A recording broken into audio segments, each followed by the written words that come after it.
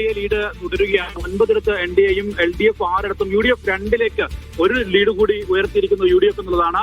അത് നേമത്ത് UDF ആണ് നിലവിൽ ലീഡ് ചെയ്യുന്നത്. ഒപ്പം തന്നെ വലിയതുറയിൽ നേരത്തെ തുടരുന്ന ലീഡ് നില അതേ നിലയിൽ തന്നെ UDF ഇപ്പോൾ തുടരുകയാണ്.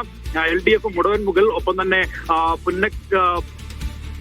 പുന്നമംഗലം, ഒപ്പം തന്നെ വള്ളക്കടവ്, വഞ്ചിയൂർ, പേട്ട, ചാക്ക എന്നീ വാർഡുകളിലാണ് LDF ലീഡ് ചെയ്യുന്നത്. 10 ഉയർന്നിരിക്കുന്നു NDAയുടെ ലീഡ്. 10-6-2 എന്നുള്ള നിലയിലേക്ക് കോർപ്പറേഷനിൽ NDA മുന്നേറ്റം അത് പ്രകടമായി തന്നെ ഉണ്ട് എന്ന് ഈ ഘട്ടത്തിൽ പറയാം. കാരണം ആദ്യഘട്ടത്തിലെ ഏകദേശം വോട്ടെണ്ണൽ പൂർത്തിയാകാൻ ആകുന്നു. ആ നിലയിൽ NDA അതിന്റെ ലീഡ് നില കൃത്യമായി ഉയർത്തിക്കൊണ്ടിരിക്കുകയാണ്. നിലവിൽ 10-6-2 UDF രണ്ടാമത്തെ ലീഡിലേക്ക് എത്തിയിരിക്കുന്നു. LDF നിലവിൽ 6 ലീഡ് ചെയ്യുന്നു. ശരി, എന്തായാലും ടോട്ടൽ ടാലി നോക്കുമ്പോൾ, സംസ്ഥാന തലത്തിൽ ടോട്ടൽ ടാലി നോക്കുമ്പോൾ ജില്ലാ പഞ്ചായത്തുകളിൽ 8 LDF ലീഡ് ചെയ്യുന്നു, 4 UDF ലീഡ് ചെയ്യുന്നു എന്നുള്ളതാണ്. അപ്പോൾ അവിടെ ഒരു ഫൈറ്റിന് സാധ്യതയുണ്ട്. അവസാന ഫലസൂചനകളിൽ ചിലപ്പോൾ മാറ്റങ്ങൾ വന്നേക്കാം. കോർപ്പറേഷൻ നോക്കുമ്പോൾ കോർപ്പറേഷനിൽ LDFനാണ് ആധിപത്യം എന്ന് കാണാം. തിരുവനന്തപുരത്ത് NDA ലീഡ് ചെയ്യുന്നു. തൃശൂർ കോർപ്പറേഷനിൽ മാത്രമാണ് UDFന് ഒരു മുൻതൂക്കം ഉള്ളത് എന്നും കാണാം. മുനിസിപ്പാലിറ്റികളിൽ UDFനാണ് ആധിപത്യം. ജില്ലാ പഞ്ചായത്തുകളിൽ 8-4 എന്നുള്ളതാണ്. അതിൽ മാറ്റം വന്നേക്കാം. ബ്ലോക്ക് പഞ്ചായത്തുകളിൽ ആധിപത്യമുണ്ട് LDFന് 44-26 എന്നുള്ളതാണ് സ്ഥിതി. അപ്പോൾ ഗ്രാമപഞ്ചായത്തുകളിൽ നല്ല മത്സരം കാഴ്ചവെക്കാൻ UDFന് കഴിയുന്നുണ്ട്. കാരണം 100 അക്കം കടന്നു കഴിഞ്ഞിരിക്കുന്നു. ഇപ്പോൾ ഗ്രാമപഞ്ചായത്തുകളുടെ കണക്കെടുത്തു കഴിഞ്ഞാൽ കുറെ കൂടി വ്യക്തമായൊരു വിവരം നമുക്ക് ലഭിക്കും. ബ്ലോക്ക് പഞ്ചായത്തിൽ LDFന് ആധിപത്യമുണ്ട്, ജില്ലാ പഞ്ചായത്തിൽ LDFന് ആധിപത്യമുണ്ട്, ഗ്രാമപഞ്ചായത്തുകളിൽ 118, 156, 12 എന്നുള്ളതാണ്. അപ്പോൾ നല്ല മത്സരം കാഴ്ചവെക്കുന്നുണ്ട്. അപ്പോഴും ലീഡ് LDFന് തന്നെയാണ്. കൊച്ചി കോർപ്പറേഷനിൽ മുന്നേറ്റം ഉണ്ടാക്കാമെന്ന് വിചാരിച്ച UDFന് കനത്ത തിരിച്ചടി കിട്ടുന്നു എന്നാണ് നമ്മൾ മനസ്സിലാക്കേണ്ടത്. മൊത്തം സീറ്റുകളുടെ ഫലസൂചനകൾ പതിയെ വന്നു തുടങ്ങിക്കൊണ്ടിരിക്കെ LDF 17 സീറ്റിൽ ലീഡ് ചെയ്യുകയാണ്. 17 വാർഡുകൾ ലീഡ് ചെയ്യുകയാണ്. UDF 6 മാത്രമേ ലീഡ് ചെയ്യുന്നുള്ളൂ. NDA 3 ലീഡ് ചെയ്യുന്നുണ്ട്. ഒപ്പം മറ്റ് സ്വതന്ത്ര സ്ഥാനാർത്ഥികൾ 6 ലീഡ് ചെയ്യുന്നതാണ് കൊച്ചിയുടെ കഥ. കൊച്ചിയിൽ ഒരു മുന്നേറ്റം ഉണ്ടാക്കാൻ കഴിഞ്ഞില്ല. അത് മാത്രമല്ല നിഷാദ്, 2020 ഉണ്ട് എന്നത് കാണേണ്ട കാര്യമാണ്. എന്ന് മാത്രമല്ല, അവിടെ പ്രതിപക്ഷ നേതാവിന്റെ ഒരു നിരീക്ഷണം ഉണ്ടായിരുന്ന സ്ഥലം കൂടിയാണ്. അദ്ദേഹത്തിന്റെ സ്ഥലമാണ് കോർപ്പറേഷൻ. അവിടെ നേട്ടം ഉണ്ടാക്കാമെന്ന് വിചാരിച്ചിരുന്നെങ്കിൽ ആ നിലയ്ക്കുള്ള ഗുണപ്പെടുന്നതിന്റെ സൂചന നമ്മൾ അവിടെ നിന്ന് കാണുന്നില്ല. ബ്ലോക്ക് പഞ്ചായത്തുകളുടെ കണക്കൊന്ന് വേഗം നോക്കിയാൽ ഏറ്റവും അവസാനം വയനാട്ടിലെ ബ്ലോക്ക് പഞ്ചായത്തിലെടുത്താൽ 2 LDF ആണ്, 2 UDF ആണ്. മലപ്പുറത്തേക്ക് പോയാൽ 1 LDF ആണ്, 8 UDF ആണ്. എറണാകുളത്തേക്ക് പോയാൽ ബ്ലോക്ക് പഞ്ചായത്തുകൾ 4 LDFും 3 LDFും ആണ്. Corporation Thiruvananthapuram LDF 6, UDF 2, NDA 10. Thiruvananthapuram കോർപ്പറേഷനിലേക്ക് നോക്കിയാൽ അവിടെ BJPയുടെ NDAയുടെ മുന്നേറ്റം പ്രകടമാണ്. അത് കാണുക. LDF 7, UDF 2, NDA 10 എന്നാണ് അവിടുത്തെ മുന്നോട്ട് പോക്ക്.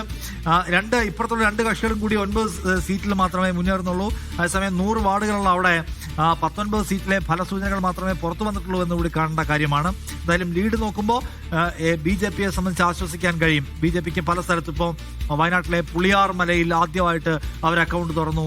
അവർ ഷൊർണൂരിൽ 3 വിജയിച്ചു. പാലക്കാട് അവർ ജയിക്കുന്നു. അപ്പോൾ BJPയെ സംബന്ധിച്ച് രാജീവ് ചന്ദ്രശേഖരൻ ഇന്ന് വൈകുന്നേരം ചിരിക്കാനുള്ള വക ഉണ്ടാവുമോ എന്ന് നമുക്ക് ഉറ്റുനോക്കണം. അതേസമയം UDFനെ സംബന്ധിച്ച് അത്ര ശുഭകരമല്ല, സന്തോഷകരമല്ല, പ്രതീക്ഷാ നിർഭരമല്ല. കാരണം LDFന്റെ മുന്നേറ്റം പ്രതീക്ഷിക്കപ്പെട്ടതാണെങ്കിലും ഇങ്ങനെ പിന്നോട്ട് പോകാൻ പാടില്ലാത്ത വിധം ഒരു ആകെ മുനിസിപ്പാലിറ്റികളിൽ മാത്രമാണ് UDFന് ഒരു മുൻതൂക്കമുണ്ട് എന്ന് പറയാൻ കഴിയുക. ബ്ലോക്ക് പഞ്ചായത്തിൽ LDFന് മുൻതൂക്കമാണ് 44-27. ഗ്രാമപഞ്ചായത്തിൽ 163, 174 മത്സരം കാഴ്ചവെക്കുന്നുണ്ട് UDF. തീരെ പിന്നിലല്ല. കോർപ്പറേഷനിലാണ് വളരെ മോശം പ്രകടനം UDFന്റേതായി ഇപ്പോൾ കാണുന്നത്. 4 LDF ലീഡ് ചെയ്യുമ്പോൾ 1 NDAയും 1 UDFും ലീഡ് ചെയ്യുന്നു എന്നുള്ളതാണ്. ജില്ലാ പഞ്ചായത്ത് നോക്കുകയാണെങ്കിൽ 8-4, 14 12 ഫലസൂചനയാണ് വന്നിട്ടുള്ളത്. 8 LDF ലീഡ് ചെയ്യുകയാണ്. 4 എന്നുള്ളതാണ്. അത് പക്ഷേ ആശ്വാസകരമാണെന്ന് പറയുമ്പോൾ പോലും ഒരു പകുതിയെങ്കിലും പിടിച്ചില്ലെങ്കിൽ, ജില്ലാ പഞ്ചായത്ത് പിടിച്ചില്ലെങ്കിൽ അസംബ്ലി തെരഞ്ഞെടുപ്പിനുള്ള നറേറ്റീവ് സെറ്റ് ചെയ്യാൻ UDF ബുദ്ധിമുട്ട് നിഷാദ്. ശരി, അതാണ്. അതിപ്പം അസംബ്ലി തെരഞ്ഞെടുപ്പിലേക്ക് പോകുമ്പോൾ ഞങ്ങൾക്ക് അനുകൂലമായിട്ടുള്ള ഒരു പൊതുവികാരം കേരളത്തിലുണ്ടെന്ന് സ്ഥാപിക്കാൻ ഈ പരിപാടി ഒന്നും പോരാ എന്നാണ് UDF മനസ്സിലാക്കേണ്ടത്.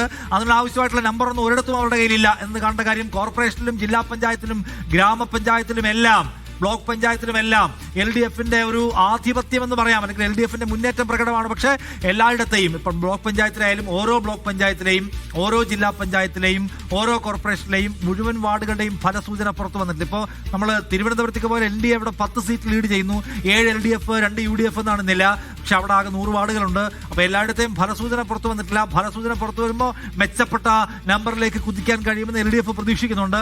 അതേസമയം അധികാരം ഉറപ്പിക്കാൻ കഴിയുമെന്നാണ് BJP പ്രതീക്ഷിക്കുന്ന സ്ഥലങ്ങളിലൊന്നാണ്. ആഞ്ഞ് പണിയെടുത്ത സ്ഥലമാണ് BJP അവിടെ. അതാണ് അതിന്റെ പ്രത്യേകത എന്ന് പറയുന്ന സാധനം. ഗ്രാമപഞ്ചായത്തുകളുടെ പൊതുകഥ വീണ്ടും നമുക്ക് പരിശോധിക്കാം. മലപ്പുറത്ത് UDF 25 ഗ്രാമപഞ്ചായത്തുകൾ ലീഡ് ചെയ്യുന്നു, LDF 3 അതേസമയം കോഴിക്കോട് LDF 7 ഗ്രാമപഞ്ചായത്തുകൾ ലീഡ് ചെയ്യുന്നു, UDF 4 ഗ്രാമപഞ്ചായത്തിലാണ്.